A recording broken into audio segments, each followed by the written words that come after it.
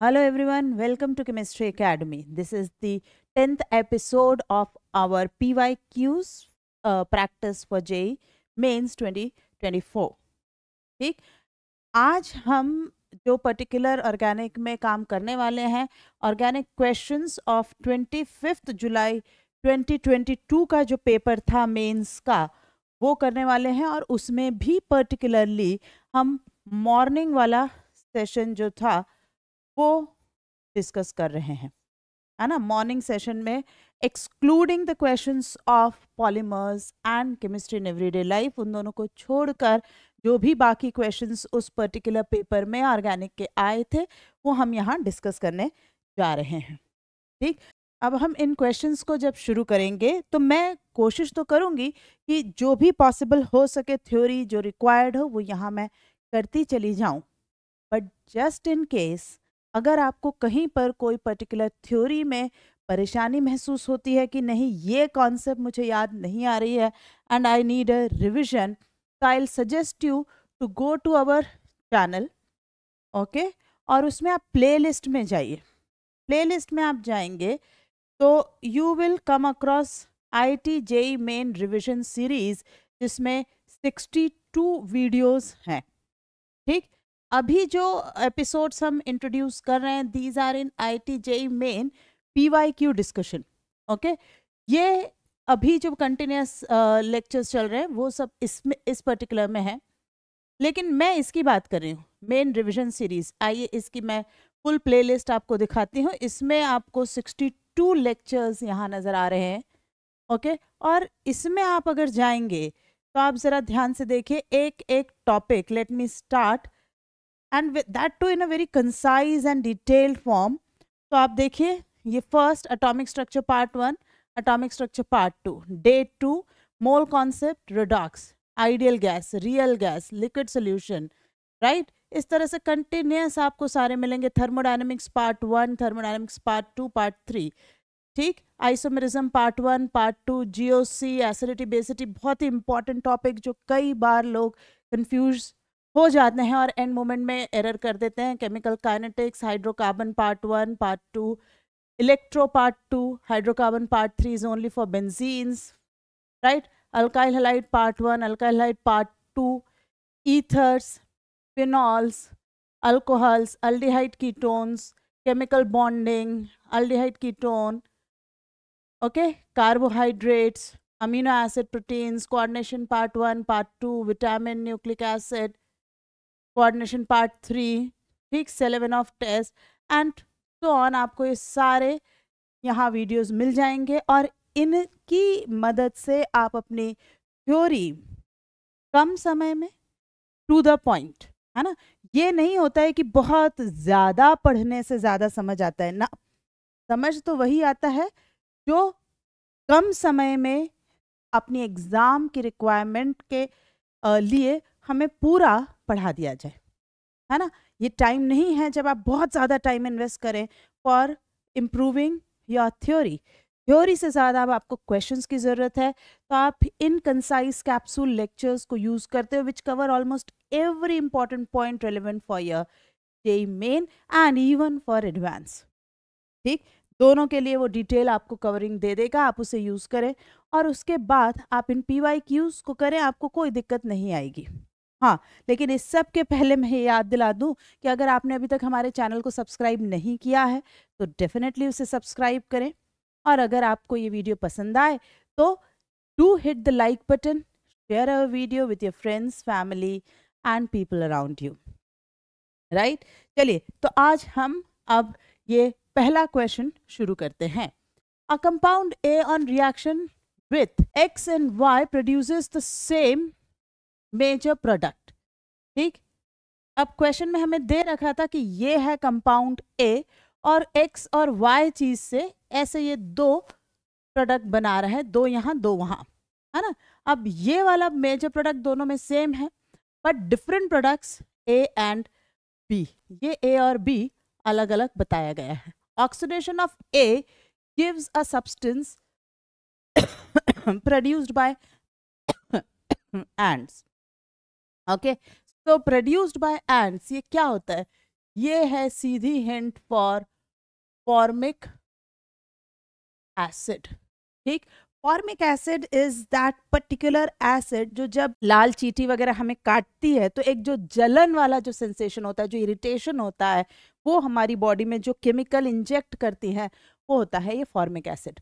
तो यहाँ indirect hint दी गई है कि ऑक्सीडेशन ऑफ ए, मतलब ए का ऑक्सीडेशन जब किया जाएगा तो हमें ये बी मिलने वाला है, राइट।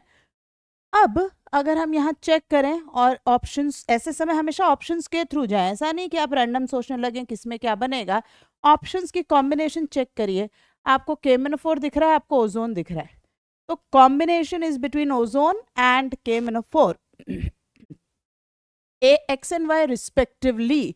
तो एक्स को पहले देखें, ए का ऑक्सीडेशन करना है, मतलब this A has to be aldehyde, है ना। तो ओजोनोलिसिस किया गया है यहाँ, तभी यहाँ फॉर्मल्डिहाइड और ये कीटोन। ठीक, और बी जो है वो आपको समझ आ गया है कि it has to be formic acid, है ना। ये आपको समझ आया। अब ये समझ आया है तो आप ए और बी जब डिसाइड कर चुके हैं तो आप एक्स और वाई भी कह सकते हैं। तो X has to be ozone का reagent, that is ozone followed by water and zinc, और ये जो y है it has to be acidic KMnO4 because हमें एसिड तक ऑक्सीडेशन चाहिए, फॉर्मल्डिहाइड अकेला नहीं चाहिए, फॉर्मल्डिहाइड का भी ऑक्सीडेशन चाहिए, तो ये हो गया फॉर्मिक एसिड। ठीक, this is how this question should be done and answer is D. Moving to next question, most stable product of the following reaction is, well stable से ज़्यादा है कि which of the following product, हम इसी की बात करें कि भाई प्रोडक्ट कौन सा बनेगा, in what terms they are asking stable, because product जो बनेगा हम वही यहाँ बताने वाले हैं। अब आप देखिए जो रिएक्शन फर्स्ट दे रखी है ना, ये जो कंपाउंड इन्होंने दिया है ये बड़ा ही फेमस है, इसे आप जानते हैं by the name tosyl chloride, TSCl, है ना। ये कंपाउंड क्या है, TSCl। ओके, ये एसिड की ही, एसिड क्लोराइड की ही तरह एक्ट करने वाला कंपाउंड है।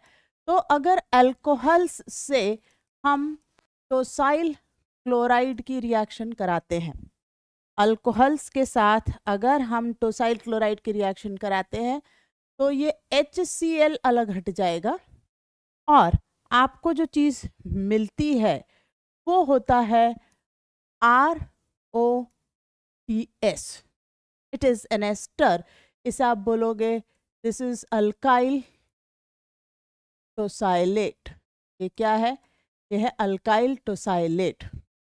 अब एक और इम्पॉर्टेंट पॉइंट मैं आपको बताऊं कि अल्कोहल की रिएक्शन आप अगर सीधे NaCN से करना चाहें और ऐसा सोचे CN- अटैक करके OH- को हटा दे, डिस्प्लेस कर दे, तो ये रिएक्शन नहीं हो सकती, ये बिल्कुल पॉसिबल नहीं है, because OH- is very bad leaving group, ये नहीं जाएगा। ओके, ये इस तरह से लीव नहीं कर सकता। OH-CN को हटा दे ये पॉसिबल है, लेकिन CN OH को डिस्प्लेस नहीं कर सकता। तो अगर मुझे उस अल्कोहल पर ऐसी कोई रिएक्शन करानी है तो यहाँ क्या किया गया है, उस अल्कोहल को कन्वर्ट कर लिया गया है टू टोसाइलेट, और इस कन्वर्जन में जो कार्बन ऑक्सीजन के बीच का ये जो बॉन्ड है इसको टच नहीं किया गया, दिस रिमेन इंटैक्ट। तो ये बॉन्ड अगर वेज पर है तो वेज रहेगा, डैश है तो डैश रहेगा। और अब इस पर CN- ने अटैक किया, yes, now tosylate is a good leaving group, TSO- is a good leaving group.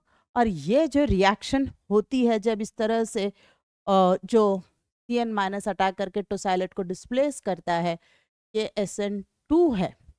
और अगर मैं प्रोडक्ट की बात करूं RCN, तो ये आपको इन्वर्टेड प्रोडक्ट देगा, राइट। तो अब इस क्वेश्चन पर हम इस वेज डैश के इम्पोर्टेंस को अच्छे से समझ सकते हैं, राइट।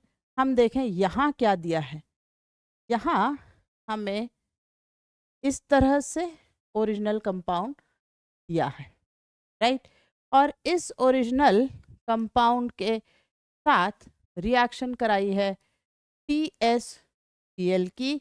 पिरिडीन की क्या ज़रूरत है भाई, पिरिडीन की बड़ी इंपॉर्टेंट ज़रूरत है इस पूरी रिएक्शन के अंदर, क्योंकि साथ में आपको यहाँ बन रहा होता है HCl और पिरिडीन बेस HCl एसिडिक इसको एब्जॉर्ब कर लेता है, तो मीडियम में Cl माइनस किसी भी तरह से आपको compete नहीं करता हुआ मिलेगा। अब ये जो हुआ कि भाई OCl हटा, ठीक, ये रिएक्शन होते साथ यहाँ ये वेज जो भी इथाइल ग्रुप बताया दिस रिमेन्स, सो यहाँ वेज पर ही OTS बन जाएगा और अब इस पर Cn माइनस का अटैक दिया हुआ है। मैं आपको पहले ही बता चुकी हूँ कि Cn माइनस का अटैक जो है वो SN2 होने वाला है, तो साइलेट हटेगा, ट्रू, बट ये वेज जहाँ इथाइल है नो चेंज, ये OTS हटकर साइनो को डैश पर ला कर देगा। Is that clear? तो हमें प्रोडक्ट चाहिए जिसमें लेफ्ट में साइनो हो और वो डैश पर हो, ठीक, और राइट पर इथाइल हो, वो वेज पर हो। दोनों डैश पर नॉट पॉसिबल, दोनों वेज पर नॉट पॉसिबल, अगेन दोनों वेज पर नॉट पॉसिबल, क्योंकि एक वेज एक डैश है। देखा जाए तो अब वैसे ही बी ही बचा है, लेकिन आपको परेशानी हो सकती है कि भाई ये Cn और उस Cn की पोजीशनिंग उल्टी है, क्या ये सेम है या नहीं है। तो आप इसको दो तरीके से चेक कर सकते हैं। एक, इस स्ट्रक्चर को अगर ऐसा का ऐसा फ्लिप कर दें, है ना, जैसे कॉपी का पेज पलटते हैं, ऐसा का ऐसा फ्लिप कर दें, तो ये स्ट्रक्चर अगर आप ऐसा का ऐसा फ्लिप कर दें तो ये यहाँ वेज पर साइनाइड आ जाएगा और ये डैश पर इथाइल आ जाएगा। ये आ गया आपका structure. So they are same, these are same structures. दूसरा तरीका आप कर सकते हैं, आप RS कॉन्फ़िगरेशन निकालना अगर जानते हो तो RS निकाल लीजिए कि साइनाइड वाले कार्बन का RS क्या है, इथाइल वाली साइड जो कायरल है उसका RS क्या है, और उसको यहाँ चेक करके जो मैच कर रहा हो उससे सिलेक्ट कर सकते हैं। दोनों ही तरीके परफेक्टली वैलिड हैं, कोई सा भी आप यूज करिए। Answer is B. Okay, so let's move to question number 3.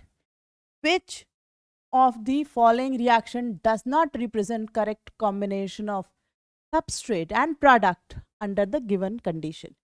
ये पर्टिकुलर क्वेश्चन अगर इस पूरे पेपर में मैं दो मोस्ट इंपॉर्टेंट क्वेश्चन निकालूं तो मैं उसमें इसको रखूंगी।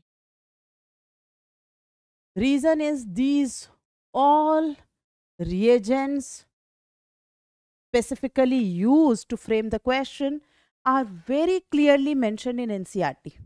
आप NCERT ढंग से पढ़कर आए हैं, नहीं पढ़कर आए हैं, इसका कितना अच्छा चेक इन्होंने चारों ऑप्शन में चेक कर लिया है बहुत ही बढ़िया तरीके से। पहली जो रिएक्शन इन्होंने यूज करी है, अगर मैं कहूँ आप सबको याद होगी, इट इज एसिड क्लोराइड, और रिडक्शन जो किया गया है वो hydrogen palladium poison by barium sulphate and formation of aldehyde. ठीक, ये बहुत ही फेमस रिएक्शन जिसका नाम है Rosenmund's reduction. Name reaction NCERT में मेंशन, बहुत इंपॉर्टेंट हमारे लिए। ये इन्होंने यूज करके ए बनाया, तो यस इट इज करेक्ट क्योंकि इन्होंने एसिड क्लोराइड को अल्डिहाइड में रिड्यूस करा है। तो ए इज नॉट द चॉइस, क्योंकि पूछा है डज नॉट रिप्रेजेंट, हमें उसे अंडरलाइन करना है ना, कि ये जो पूछ रहा है ये पूछ रहा है does not represent, not does represent. B पर आते हैं। बी में साइनाइड पे डाइबाल एच। अब डाइबाल एच ये दोनों जगह सेम ही चीज है, ये है डाइसोबिटाइल एल्यूमिनियम हाइड्राइड का फॉर्मूला और ये है उसका रिप्रेजेंटेशन। बात एक ही इन्होंने अलग अलग ऑप्शंस में अलग अलग तरीके से लिखकर अपने को दी है। ये है आपका साइनाइड, राइट। इस साइनाइड पर जब हम डाइबाल एच डालते हैं, डाइबाल एच पर्टिकुलरली एनसीईआरटी में दो ही जगह मेंशन है, एक एस्टर टू अल्डिहाइड और दूसरा साइनाइड टू इमीन। तो ये बनेगा CH double bond NH, right. तो ये हो गया आपका डाइबाल एच रिडक्शन। और जब आप इस इमीन का हाइड्रोलिसिस करते हैं, है ना, वाटर जब आप इसको ऐड करेंगे तो इमीन का हाइड्रोलिसिस कैसे करेंगे? नाइट्रोजन आप जानते हैं is a del negative, carbon del positive. You write it as, जहाँ नेगेटिव है वहां मैंने लिख दिया H2, यहाँ O, है ना। तो ये बन गया CHO plus ammonia. Benzaldehyde is formed. Yes, benzaldehyde is given. So this is also correct product match. So not the answer. Coming to C, as I have already told, diisobutyl aluminum hydride डाइबाल H दो जगह दिया है, so that is again correct.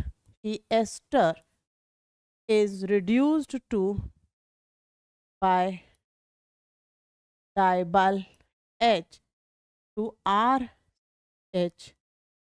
सो ये भी answer नहीं हो सकता। अब सवाल है कि डी ओके आंसर होना चाहिए as it is the last choice, but what is wrong in that कि हम कहें कि ये प्रोडक्ट गलत दिया है। तो Na2Cr2O7 और वो भी H2SO4 एक्वस कंडीशन में, chromium +6, 1 degree alcohol, aqueous conditions. तो करेक्ट प्रोडक्ट जो यहाँ बनना चाहिए 1 डिग्री अल्कोहल का, वो बनना चाहिए था carboxylic acid. This should have been like this, this is the correct product, ये बनना चाहिए यहाँ पर। लेकिन इन्होंने यहाँ जो दिया है वो है एल्डिहाइड, विच इज रॉन्ग। ये रॉन्ग प्रोडक्ट है, ये प्रोडक्ट यहाँ नहीं बनेगा। This will also be oxidised further, तो answer should be D. Okay, आप ये सारे रिडक्शन ऑक्सीडेशन की जो पूरी सीरीज है आप अपने थ्योरी वाली प्लेलिस्ट में डिटेल में देख सकते हैं। Coming to next, an organic compound A on reaction with ammonia followed by heating gives compound B. Which on further strong heating, ये जो लाइन है ना, which on further strong heating gives compound C, again NCERT में जहाँ amide और इमाइड के बनने की प्रोसेस दे रखी है वहाँ यही लाइन दी है, यही की यही भाषा है कि phthalic acid on reaction with ammonia form salt which on further strong heating form imide, ये formula compound C on sequential reaction with। Okay, ये पार्ट हम बाद में देखते हैं, पहले जो अंडरलाइन मैंने किया उसको मैं अच्छे से कवर कर लूँ। एन ऑर्गेनिक कंपाउंड ए, और ये organic compound carboxylic acid phthalic acid होना चाहिए, ऑप्शन में है, ठीक है। इसकी रिएक्शन अमोनिया से जब हम कराते हैं तो सिंपल एसिड बेस रिएक्शन होती है, NH4 plus COO minus NH4 plus, right. तो अगर सिंपल आपको हीट दिया हो तो आप यहाँ बनाएंगे थैलामाइड।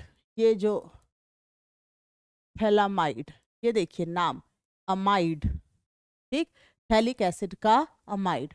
और अब इसको जब आप स्ट्रॉन्गली हीट करेंगे, ओके, तो ये बनता है थैलीमाइड। अब ये बनेगा थैलीमाइड, थैलीमाइड, ओके। यहाँ देखिए स्पेलिंग का डिफरेंस और मीनिंग, ये इमाइड है और वो अमाइड है ना। और इमाइड जो होता है वो तब आप कहेंगे उसे when you have only one nitrogen sandwiched between two carbonyl, then it is called imide. अब ये जो इमाइड की आगे रिएक्शन है, अब शुरू करते हैं। This is our compound C, ठीक। हीटिंग के बाद जो दिया था वो था B, and an organic compound this is A. इस चीज को और फर्दर आपको कंफर्मेशन जो है वो फॉलोइंग पार्ट से मिल रहा है, जब ये कह रहे हैं कि this C compound is treated with ethanolic KOH, है ना। इसको जब KOH से ट्रीट करेंगे तो एसिड और बेस रिएक्शन होगी, और ये N-K+, ठीक। And then it is treated with alkyl chloride, क्योंकि ऑलरेडी लिखा है सीक्वेंस में आप चल रहे हैं, तो एनी अल्काइल क्लोराइड, ये यहाँ इस तरीके से SN2 रिएक्शन होगी और बन जाना चाहिए CONR। ये चीज आपकी बन गई। नाउ हाइड्रोलिसिस, ठीक। अब इसका हाइड्रोलिसिस जब किया जाता है तो थैलिक एसिड पार्ट रीजनरेट हो जाएगा, और साथ में क्योंकि है तो ये अमाइड ही, तो RNH2 ये बनेगा, और ये जो RNH2 है ये प्राइमरी अमीन है। और ये जो रिएक्शन यहाँ ये जो यूज हुई है, ये बड़ी famous name reaction Gabriel's phthalimide reaction, या Gabriel's phthalimide method of preparation for primary amine, वो इसी को कहा जाता है। This is how you prepare primary amines, and therefore the answer to this question is C, ठीक। ये एक और अच्छा क्वेश्चन है क्योंकि इसमें बहुत सारी चीज है, एवरीथिंग फ्रॉम NCERT यूज किया गया है, बिल्कुल बाहर नहीं गए हैं, और सब कुछ वहीं से यूज किया है। During the denaturation of proteins, which of these structures will remain intact? Change नहीं होना चाहिए। अब आपको ये पता होना चाहिए कि प्राइमरी स्ट्रक्चर जो होता है वो पूरा sequence of amino acids in a particular polypeptide chain और अ पेप्टाइड चेन होता है। सेकेंडरी, उस पेप्टाइड चेन का 3 डायमेंशनल फॉलोअप कैसा होगा, क्या वो अल्फा हेलिकल स्ट्रक्चर या बीटा प्लीटेड स्ट्रक्चर अक्वायर करेगा, वो सेकेंडरी है। टर्शरी, क्वार्टरनरी, इसी तरह से फर्दर उनका interaction with more number of polypeptide chains, और आगे की बातें हैं। Going further structures exactly from NCERT, आप जब हीट करते हैं तो what you lose is you lose hydrogen bonds, ठीक, नॉट द कोवलेंट बॉन्ड। आप हीट जब करते हैं उनको प्रोटीन्स को, तो हम उनके हाइड्रोजन बॉन्ड को ब्रेक कर देते हैं और thereby losing their basic structure, but the basic structure is not the primary structure. तो ये सब तो चेंज हो जाते हैं जब आप ज़रूरत से ज़्यादा हीट या एक्सट्रीम pH और केमिकल्स में रखते हैं, लेकिन primary structure of a protein remain intact even during the denaturation of the protein. जो सीक्वेंस ऑफ अमीनो एसिड है, जो कोवलेंट बॉन्ड, जो पेप्टाइड बॉन्ड से बनी है, वो आइडेंटिकल वैसी की वैसी बनी रहती है। Moving to question number 6, again a good question है ना, but not the top 2 from the overall list. On heating with KHSO4, glycerol is dehydrated and acrolein is formed. That is a true statement. Yes, ऐसा होता है। हम देखें क्या कह रहे हैं, कैसे होता है। तो आपके पास अगर ग्लिसरॉल है इस तरीके का और आप उसको KHSO4 के साथ हीट करते हैं तो बेसिकली आपको याद हो, आप पिनेकोलोन रीअरेंजमेंट का मेथड यहाँ लेते हैं, डिहाइड्रेशन ही है वो भी, ठीक। पिनेकोलोन ऐसे सेपरेटली बहुत ज़्यादा मेंस में नहीं आई है, बट ये जो KHSO4 वाला पॉइंट है ये यूज़ होती है ना। ये जो साइट है इसने कार्बोकेटायन बनाया और उस कार्बोकेटायन पर there is shift of hydrogen from here, यहाँ से हाइड्रोजन का शिफ्ट हो जाएगी और हमें क्या मिलेगा, हमें मिलेगा CH डबल बॉन्ड O, है ना, ये हटने पर यहाँ double bond O, CH2OH and further. अब आप देखिए बीटा हाइड्रोक्सी कार्बोनिल है, ये अल्डोल है ना, ये अल्डोल प्रोडक्ट है, ये तो बहुत आसानी से डिहाइड्रेट हो जाएगा ये इस तरीके से और यहाँ डबल बॉन्ड आएगा तो CH2 double bond H CHO, जिसका नाम होता है एक्रोलीन। अब ये जो एक्रोलीन है या इसी को एक्रल्डिहाइड भी कहा जाता है, तो ये जो एक्रोलीन और एक्रल्डिहाइड है ये बहुत ही पंजेंट, फाउल स्मेलिंग जिसे आप कह सकते हैं, ऐसा कंपाउंड है और ये हायर ppm पर पॉइजनस है। Higher ppm then it becomes poisonous. ये यूज होता है फॉर टोबैको बर्निंग या आप कह सकते हैं प्लास्टिक की बर्निंग, वुड बर्निंग, उन सब में इस केमिकल का इस्तेमाल किया जाता है। अब यहाँ जो है कि एक्रोलीन हैज फ्रूटी स्मेल, मैं स्टेटमेंट 2 की बात कर रही हूँ, has fruity smell and can be used to test glycerol presence. This is absolute false, ये हो ही नहीं सकता। फ्रूटी स्मेल किसकी होती है? Fruity smell is of esters which is even allowed as an essence in food, cake में, bakery products में आप ऐड करते हैं, तो ये बिल्कुल गलत है। हाँ, ये स्टेटमेंट इसका ट्रू था कि एक्रोलीन बनता है। So what we want is first statement is correct, statement 2 is incorrect, so answer should be C. Okay, again follow the NCERT. NCERT में एक्रोलीन के साथ बिल्कुल क्लियरली मेंशन है that it has a foul और a pungent smell, ठीक। Going to question number 7, in this given reaction, I'll say this is second most important question, plus Gabriel phthalimide वाला, दोनों टक्कर पे बैठते हैं क्योंकि ये अल्डोल फैमिली रिएक्शन से इस्तेमाल हुआ सवाल है, ठीक। और हमें पूछा है the number of carbonyl carbons, तो इसने स्टीरियो भी पूछ लिया और इसने aldol family reaction Claisen condensation का भी यूज किया। क्लेजन कंडेंसेशन, अगर आपको ये नाम ना भी पता हो तो कोई फर्क नहीं पड़ता क्योंकि it is aldol family reaction, जो आपको पता होना चाहिए कि ये अल्डोल फैमिली रिएक्शन है। क्या है रिएक्शन, आइए देखते हैं। तो ये है हमारा कंपाउंड, ये CH3, ये है COOET, CH2, COCH3 और इसकी रिएक्शन कराई जा रही है in presence of ETO minus. तो ये है base. Now the point is, यहाँ मेरे पास एसिडिक H कहाँ है?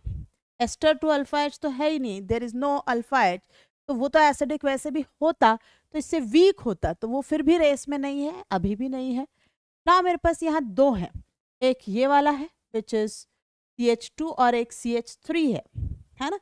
अब मैं CH2 से लेकर अगर अटैक कराऊं तो 1 2 3 4 मेंबर रिंग बनेगी और ये रिवर्सिबल रिएक्शन होती है, स्टेबल प्रोडक्ट बनना चाहिए। तो अगर स्टेबल प्रोडक्ट बनना चाहिए तो हमें यहाँ इस जगह से H हटाना होगा और अटैक करने के लिए अनायन बनाएंगे। ये कैसे? यहाँ ऐसे। Now this CH2 minus will attack on ester का कार्बोनिल। अल्डिहाइड कीटोन होता तो ये एक एडिशन रिएक्शन होकर रह जाती, लेकिन एस्टर्स में सिर्फ एडिशन नहीं होगा ना, ये O माइनस OET, ये H2 H2 और O, है ना। अब आप देखिए यहाँ कितने मेंबर रिंग बन रही है। यहाँ अगर हम इन्हें मेंबर्स के फॉर्म में कहें तो 1 2 3 4 5 and 6. Let us check. 1 second carbonyl, third, fourth, fifth, and this is 6th. So this is basically a 6-member ring formed fused with a 5-member ring.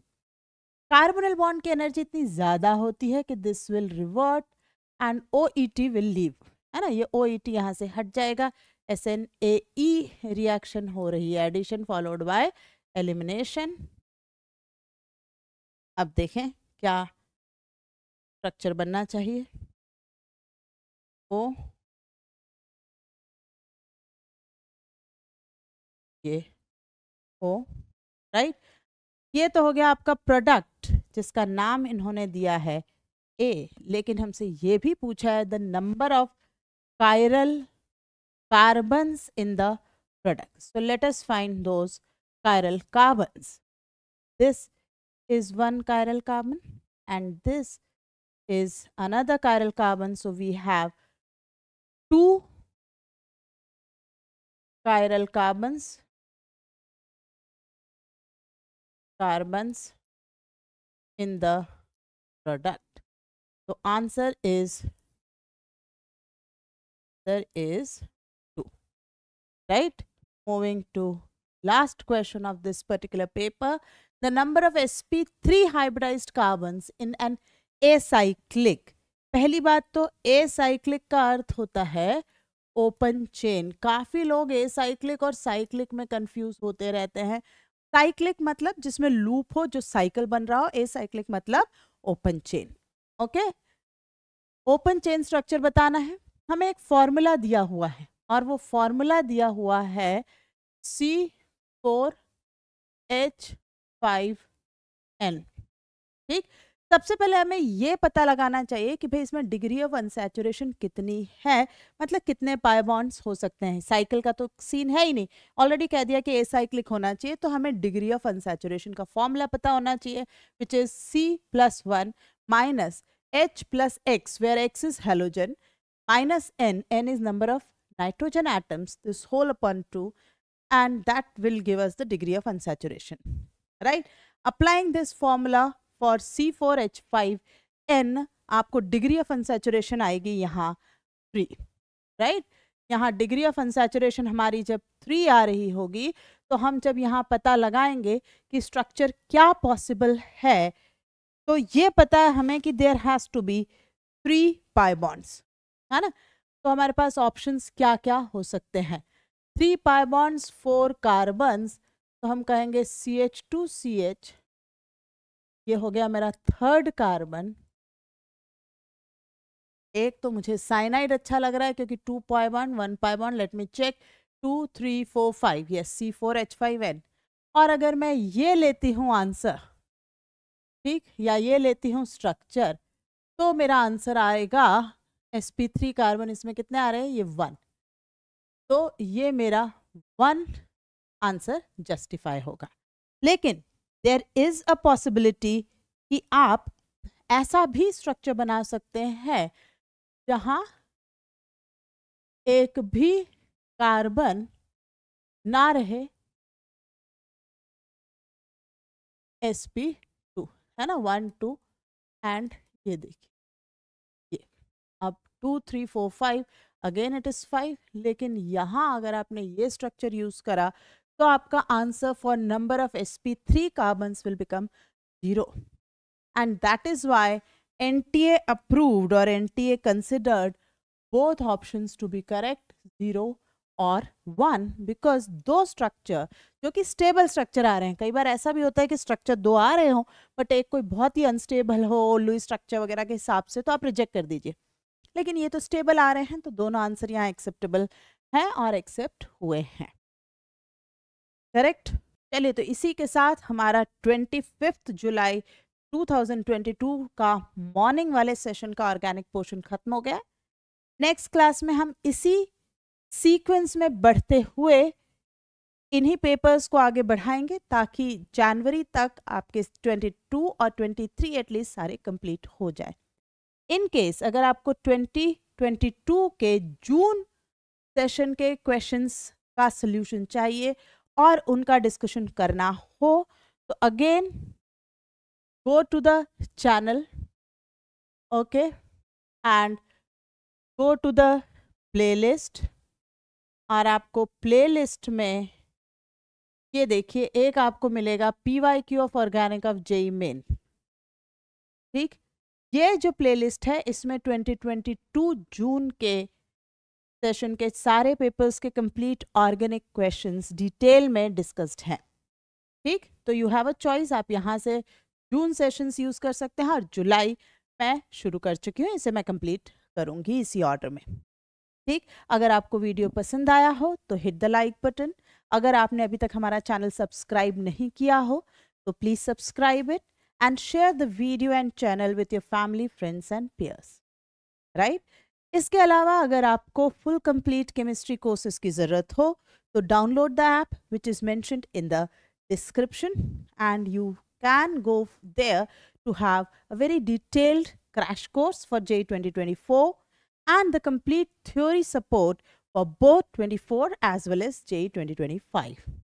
And keep an eye on the app as well as on the channel, because soon there will be a sudden announcement of certain large discounts for first few students who will be already there on the app for our crash courses.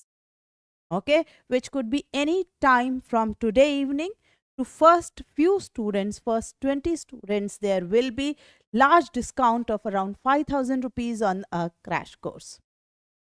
So see you again in the next lecture. Till then, keep working hard. Take care. Bye-bye. Thank you.